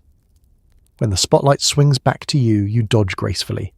Oh, I'm keeping busy at work, or maybe next year, or would anyone like more cranberries? The secret, you discover, is to keep your plate full and your answers vague. Children dart beneath the table, relatives compare recipes, and your mother tells the same story about how you were the most precocious child in Sunday school. The subtext: what happened? You laugh at the right moments, help refill coffee cups, and ignore the not-so-subtle matchmaking attempts. You remember Charles from church. He's single now and has a steady job. You recall Charles as a boy who ate paste and drew moustaches on hymnals, but you thank them anyway. There's a certain comfort in the chaos. As the night deepens, the questions fade and the storytelling takes over. Your grandfather recalls Christmases past. Your father hums along with the radio, and even Aunt Edna is temporarily distracted by the annual game of cards. You sneak an extra piece of pie, glad for small mercies, and toast your fellow single cousins across the table, silent allies in this yearly battle. By the time you're pulling on your coat and hugging relatives goodbye, you're exhausted but unbroken. You survived the festive gauntlet, held your own through table scrutiny, and managed not to promise you'll bring a fiancé home next year. You step out into the winter night, breathing in the cold, grateful for quiet, and for the knowledge that, for all their questions, your family's only flaw is loving you loudly. Because in 1930s America, holidays aren't just about feasts and tinsel. They're a test of resilience, patience, and your ability to find joy between the cracks. And if you made it through another family dinner, you can handle anything the new year brings. Every month you juggle bills, pray for a raise, and hope you can pay rent before the landlord starts making suggestions about other ways to contribute. Spoiler, none are legal. The first of the month looms like a thundercloud on the calendar, a date circled in red, underlined, and possibly burned into your dreams. You wake up on rent day with a knot in your stomach, mentally adding and re-adding every coin you possess. There's the envelope marked "Rent, Do Not Touch," tucked under your mattress like the world's least exciting treasure. You count out the nickels and dimes, stare at the growing pile of "I owe us," and sigh. It always feels like a miracle when the total comes up even close to the amount you owe. The days leading up to rent are a marathon of thrift and ingenuity. You skip dessert, walk instead of taking the bus, and nurse a single cup of coffee for as long as humanly possible at the corner cafe. Every purchase is weighed. Can you do without new stockings this month? Is it really splurging if you just want your own bar of soap? Every penny saved is a victory, but the anxiety builds as the rent deadline approaches. The boarding house itself seems to take on a different atmosphere during rent week. Roommates are jumpier, everyone a little more competitive in their search for overtime shifts or last-minute sewing jobs. Ethel takes to accidentally borrowing your lunch if you leave it unattended. Gladys becomes obsessed with selling hand-knitted potholders to any neighbour within a 3-block radius. Someone always floats the idea of a get-rich-quick scheme, raffles, fortune-telling, or writing letters for the illiterate, but nothing ever quite pans out. Then comes the fateful knock at the door. Mrs. McCloskey, rent ledger in hand, spectacles perched on her nose like an executioner's blade. She makes the rounds, collecting envelopes, marking down late payers with an audible sigh. "A little behind this month, dear?" she asks, though she knows perfectly well the answer.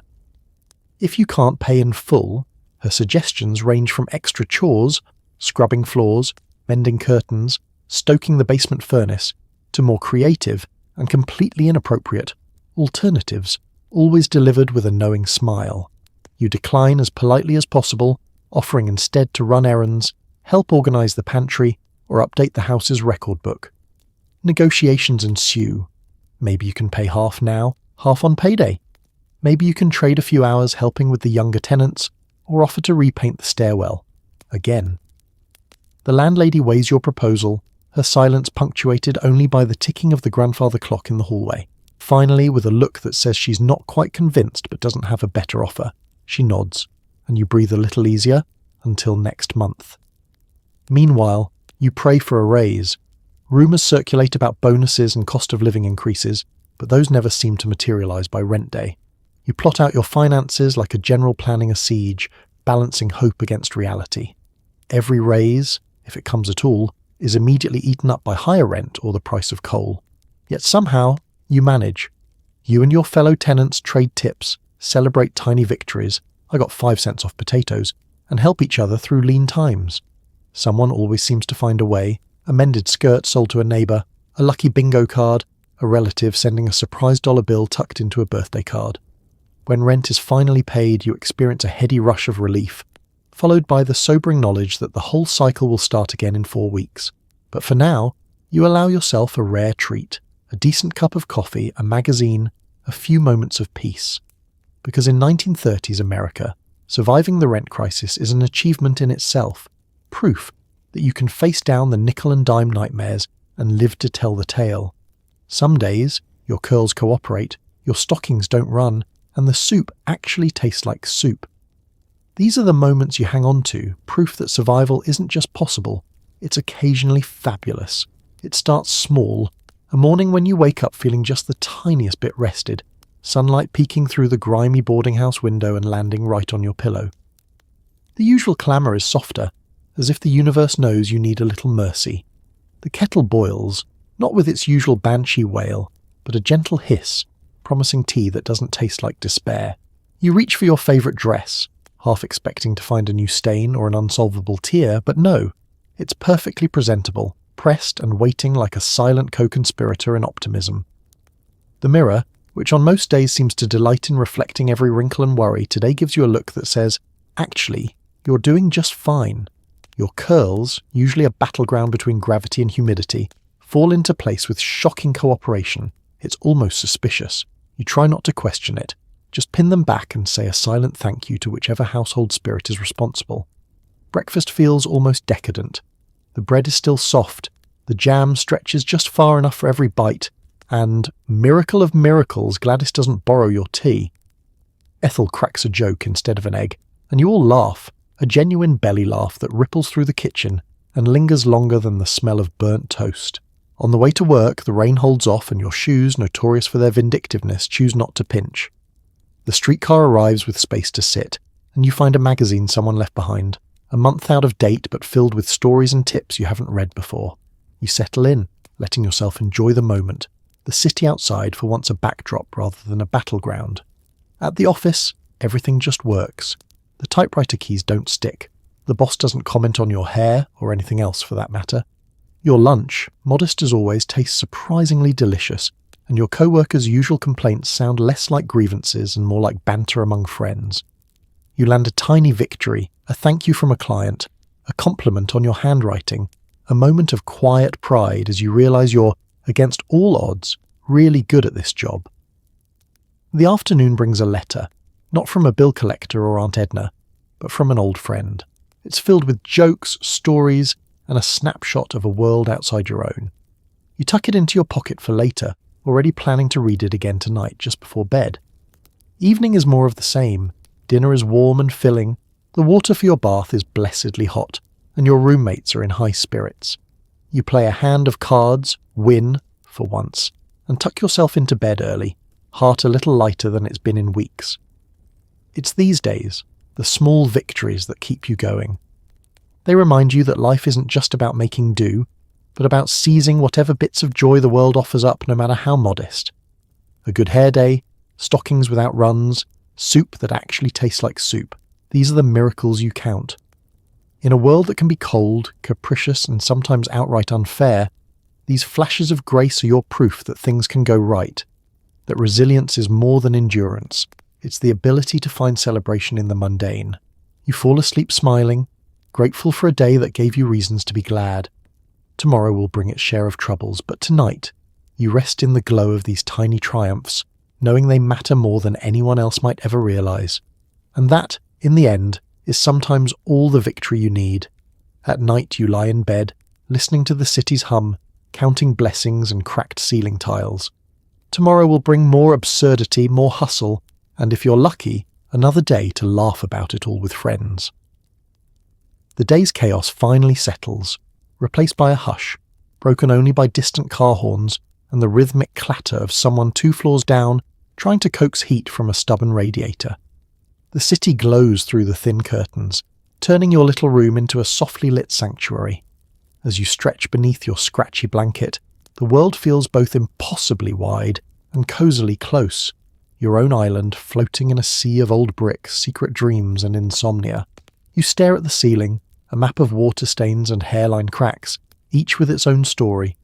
There's the crescent-shaped splotch from the year the roof leaked, and the spiderweb pattern you once decided looked a bit like the state of Ohio. You amuse yourself by tracing imaginary borders, your mind wandering across the landscape of worries and little victories. Rent is paid, for now. Your boss didn't fire you for the typo in that afternoon's letter. Ethel finally stopped snoring. Even if the soup at dinner tasted like warm dishwater, at least the bread was fresh. This is the hour for quiet inventory. You tick off blessings, both honest and slightly fabricated, because sometimes you have to count the ones you wish for as if they already exist. You're grateful for strong tea, good shoes, or at least shoes that made it through the rain, and the way Gladys made you laugh until you nearly spilled your evening cocoa. You're grateful, too, for the simple fact that you made it through another day, scraping together dignity, patience, and the occasional chocolate bar with a resourcefulness that would make any general proud. Your mind drifts to the absurd moments that colour your days, the landlady's relentless investigations, the mad scramble for hot water, the running debate over who borrowed whose scarf. You recall the jokes traded over lunch, the sympathetic glances when someone dropped their sandwich, and the silent solidarity as you all filed into the office. Soldiers in the battle of making ends meet. Even the setbacks, in hindsight, take on a certain comedy. Who else but your friends would celebrate a new can opener as if it were the Hope Diamond? Who but you would find poetry in a perfectly patched pair of stockings? Outside, the city's heartbeat pulses on. Someone slams a window, a stray dog barks at the moon, and a trolley clangs down the avenue. You let these sounds lull you. The reminders that life, for all its relentless demands, keeps going, messy, noisy, sometimes a little magical. You allow yourself a rare indulgence, the hope that tomorrow will be easier, that the bills will shrink, and that, with any luck, you'll discover a letter in the mailbox that isn't a bill or a chain letter. Before you drift off, you reach for the humour that keeps you afloat. You smile at the memory of your boss's crooked tie, the latest miracle beauty advice from the magazines, the ridiculous suggestion from the bridge club that perhaps you should just lower your standards a little. You resolve for the 100th time to keep your standards where you want them and to meet each day with as much sass as you can muster. Finally, you close your eyes, letting the gentle absurdity of it all settle around you. Tomorrow will bring its share of struggles, awkward conversations, lumpy soup, lost socks, but it will also bring laughter, friendship, and the quiet hope that somehow, in the middle of it all, you're exactly where you're supposed to be. And so, wrapped in your blanket, listening to the city dream, you let sleep take you, knowing that in 1930s America, survival means finding humour in the hard parts, hope in the humble, and a little light in every long, ordinary night. There's nothing quite like the drama that erupts over a missing stapler or a suspiciously depleted bottle of correction fluid. Alliances are formed and broken daily in the secretarial trenches, all under the watchful gaze of a boss who's convinced women only gossip about hosiery. If you survive a week without being accused of borrowing someone's pencil, you're basically office royalty. The office landscape for a single woman in the 1930s is a minefield of shifting loyalties and silent battles. The secretarial pool is packed tighter than the lunchroom coat rack in January. Everyone has a territory, a preferred typewriter, a desk closest to the window, or a coveted spot near the radiator, which only works on Tuesdays, but still. Woe betide the newcomer who doesn't know the unspoken rules, never touch someone else's mug, always return the scissors, and never, ever admit if you know who finished the last of the ink. It's amazing how something as small as a stapler can unleash chaos. One moment, the office is humming along, the sound of typing and the shuffling of memos filling the air. The next, Miss Carter is interrogating anyone within earshot, eyes narrowed, convinced her precious office property has been pilfered. Accusations fly. I saw you at my desk. You always take the red ink. Who keeps moving my blotter? If diplomacy were an Olympic sport, secretaries would sweep the medals. The boss, Mr. Wallace, is blissfully oblivious to the real conflict simmering under his nose. He strides around, dispensing encouragement. Try smiling more, girls. Convinced the greatest threat to productivity is loose lips and misplaced lipstick. Meanwhile, real power is wielded by the one who knows where the fresh erasers are hidden, or who can sweet-talk the supply clerk into producing a new box of carbon paper when the rest of the building is rationing their last sheet. Alliances form quickly and break just as fast. On Monday, you and Mabel might be united against the tyranny of Miss Carter's endless memos. By Wednesday, Mabel is giving you the cold shoulder because you forgot to refill the teapot. Trust is a scarce commodity, especially when everyone suspects someone is hoarding the good paper clips. The filing cabinet becomes neutral ground, a Switzerland where grievances are put aside in pursuit of alphabetical order. Lunch breaks double as war councils. Over sandwiches and saltines, the latest office mysteries are dissected. Who keeps stealing the boss's newspaper? Why does the mail always go missing on Thursdays? Is it true Miss Harris can type 60 words a minute? Or is she padding her stats? Theories abound, alliances are recalibrated, and by the end of the meal, half the office is united against the other, until the next crisis. And yet, despite the pettiness, there's a strange comfort in these daily dramas. Office politics may be exhausting, but they also provide structure, a way to mark time between 9 and 5. There's a sense of camaraderie, even, dare you say, affection, hidden beneath the squabbles. When someone's typewriter ribbon finally gives out, there's always a quiet act of generosity. A replacement ribbon left on her desk. No note. Just the smallest hint of a smile from across the room. If you can laugh about it, and you learn to, you become part of a tribe that knows how to make the best of low pay, burnt coffee, and a boss with more opinions than sense. Surviving the secretarial trenches isn't just about skill, it's about diplomacy, endurance, and the ability to forgive whoever borrowed your pencil for the 1000th time. So, you hang on to your stapler, guard your correction fluid, and join the eternal debate over who borrowed what. Because at the end of the day, these small skirmishes are proof that even in the blandest office, human nature finds a way to stir things up, and you wouldn't have it any other way. Every magazine swears by a new you, as long as you have time to squeeze in 5 minutes of calisthenics between double shifts and boiling your laundry. You practice your posture using soup cans and try a beauty sleep routine that mostly involves staying awake worrying about money. At least the jazz records make it feel a little more glamorous. If there's one thing the 1930s aren't short on, it's advice for self-improvement. The magazines on your roommate's nightstand are bursting with promises, 10 tips for a trimmer tummy, brighten your mood with lemon juice, and the classic charm your way to success. On paper, reinvention is easy. All you need is a sturdy chair, a bit of spare time, and an endless supply of optimism. Of course, reality has other plans. Your day begins with the world's shortest workout, 3 deep breaths, and an ambitious attempt at toe touches before you trip over Gladys's shoes. The 5-minute morning routine magazine editors swear by is more of a 2-minute scramble. Bend, stretch, dodge the boiling kettle, and hope no one notices you're still in your slip. If you're really feeling motivated, you haul out a pair of soup cans for resistance training, which mostly involves curling them a few times before the temptation to make tomato soup overtakes your commitment to fitness. Beauty routines are a comedy of improvisation. The latest articles recommend cold cream massages, cucumber masks, and rinsing your hair in rainwater.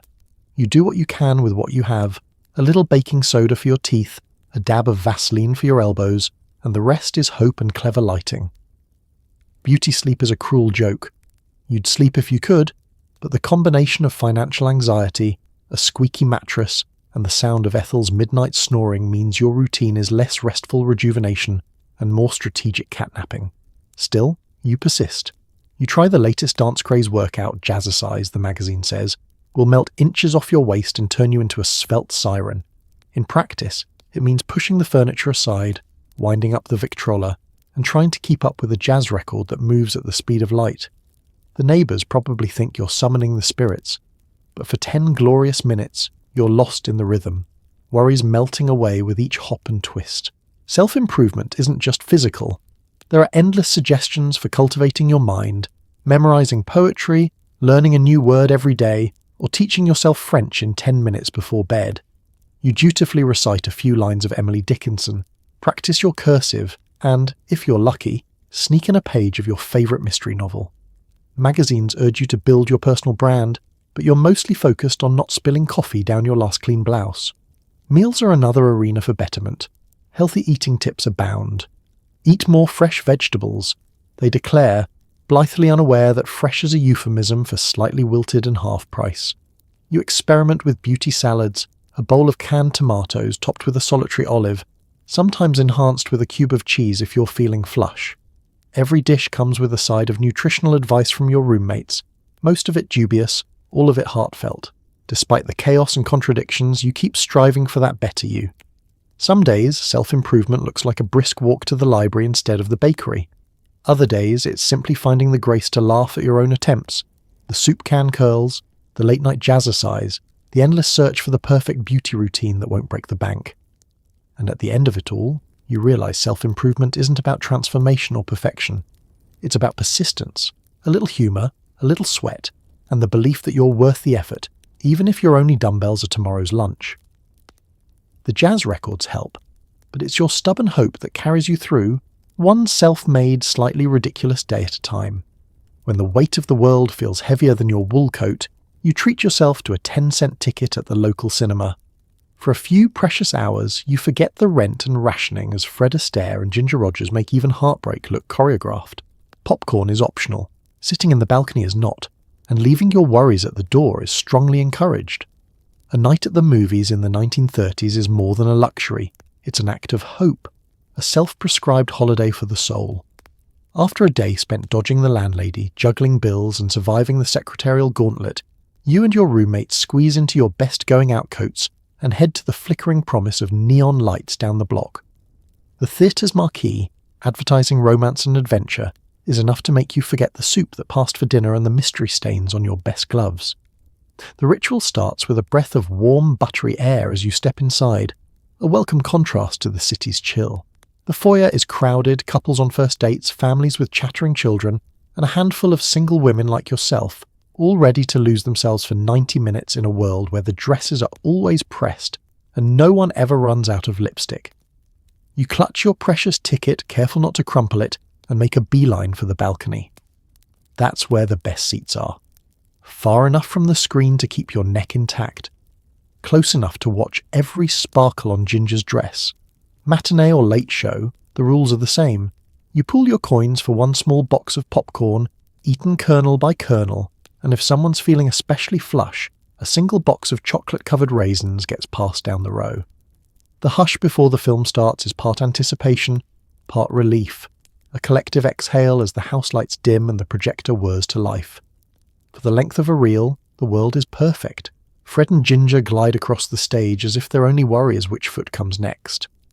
William Powell solves murders with a wink, and Katharine Hepburn reminds you that being clever isn't just allowed, it's dazzling.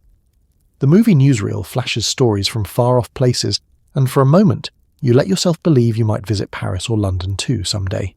You and your friends whisper commentary, stifling laughter when the romantic leads declare eternal love with exactly 3 kisses and no visible chemistry. There's camaraderie in the dark.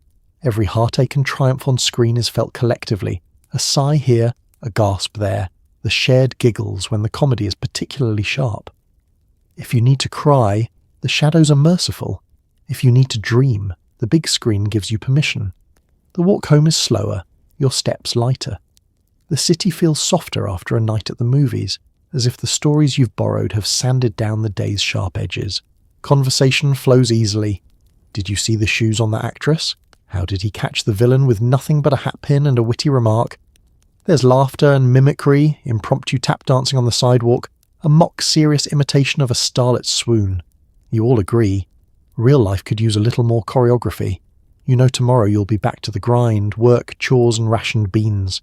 But tonight, you hold on to the afterglow, the glimmer of hope that maybe, just maybe, life could be as grand as the pictures on the screen. And when the world feels heavy again, you'll remember. For 10 cents, a balcony seat, and a couple of good friends, you can always escape, if only for an evening, into the bright spinning magic of the movies. The city changes after dark, windows glow, radios hum, and a breeze carries the smell of pretzels and hot asphalt. You might slip out for a moonlit stroll, or just sit by your window and listen to laughter drifting up from the street.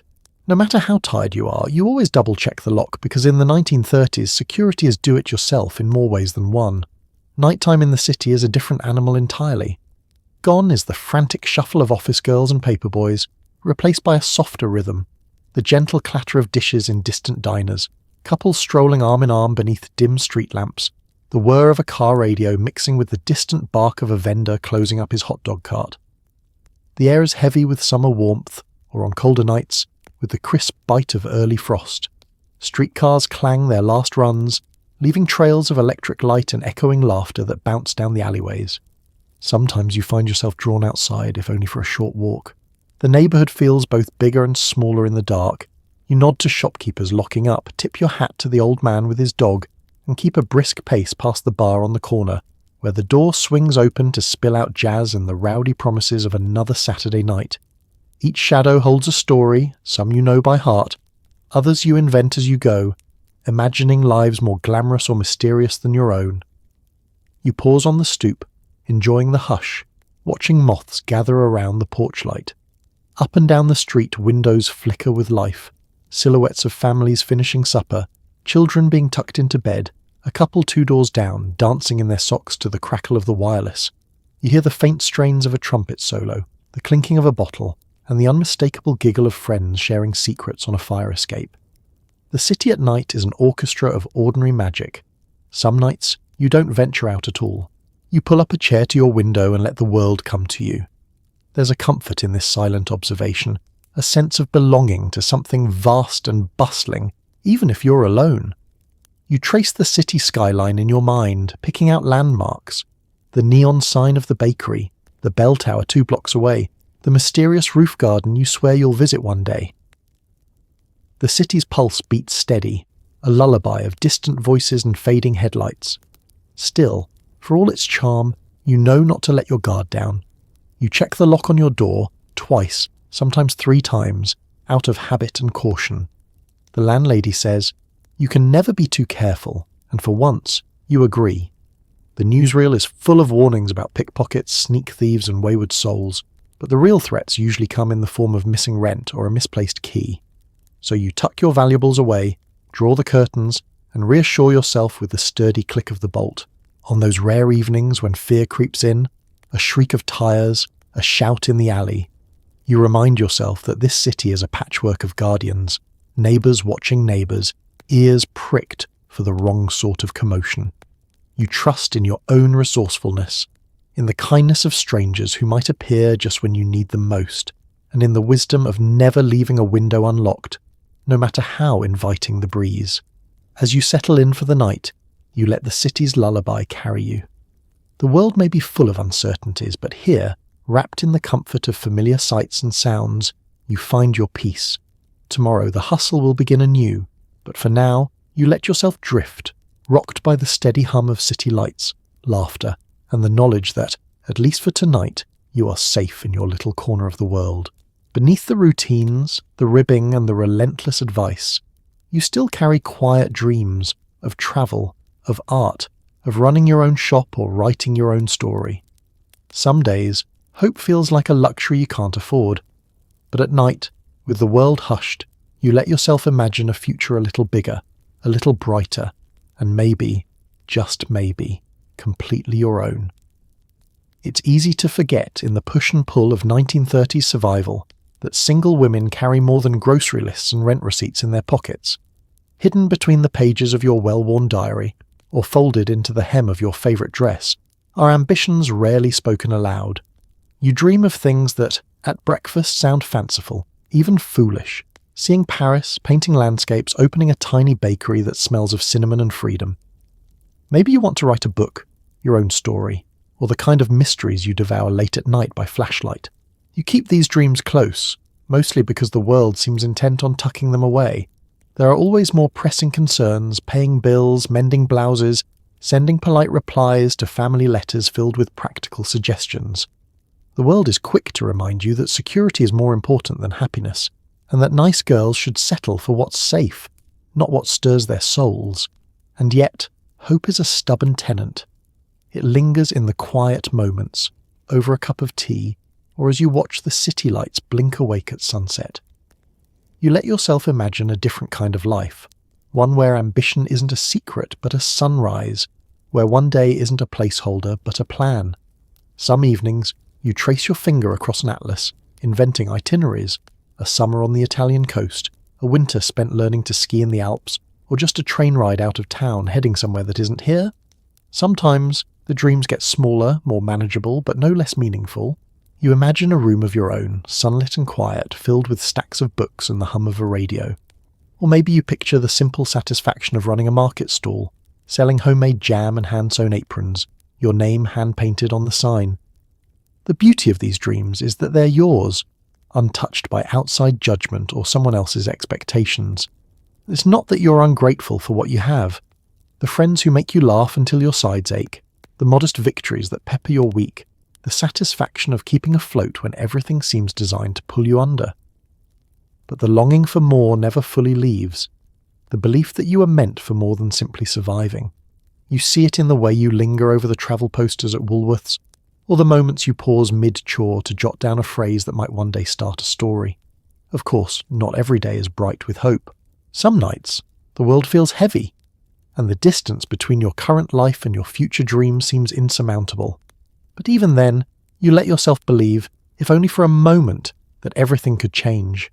That the next letter, the next pay raise, or even the next lucky break could set you on a new path.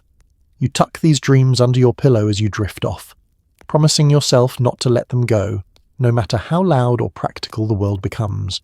And you know, deep down, that you're not alone. All around you, in boarding houses and offices and kitchens and libraries, other women are making similar promises, to themselves, to the moon outside their window, and to a future they haven't given up on yet. So tonight, you let hope curl up beside you. You imagine the adventures that wait just past tomorrow, and you remind yourself that dreams, even deferred, are not defeated. Not as long as you keep daring to imagine, and quietly, stubbornly, plan. So tonight, as you settle into your bed, blankets tucked just right, no landlady threatening to raise your rent, and no one pestering you about your marital status, maybe take a moment to feel quietly triumphant. After all, you've just survived a day in 1930s America as a single woman. That's a marathon of budgeting, ironing, dodging unsolicited advice, and finding the courage to dream a little, even when society left the light bill unpaid. Remember, those women lived through more than their share of hard times, economic depression, social scrutiny, and the constant battle between hope and practicality. But somehow, they managed to stitch together friendships from thin air, share laughter over cold soup, and find small moments of beauty in a world obsessed with their relationship status. They carried on, one cracked teacup at a time, with a stubborn optimism that couldn't be rationed, So as you breathe in the comfort of hot water, privacy, and maybe even central heating, whisper a quiet thank you to those who came before, the ones who showed that dignity isn't something handed out by society. It's built, joke by joke, between friends who borrow your last spoon of sugar and dreams you keep under your pillow. If they could survive a day with runny stockings and half a can of beans, you can definitely handle whatever tomorrow brings. Because history isn't just a catalogue of suffering and rules, it's proof that people are scrappy, stubborn, and quietly hilarious. So rest easy. You've earned it. And tomorrow, well, there's always another day to laugh at it all. Good night.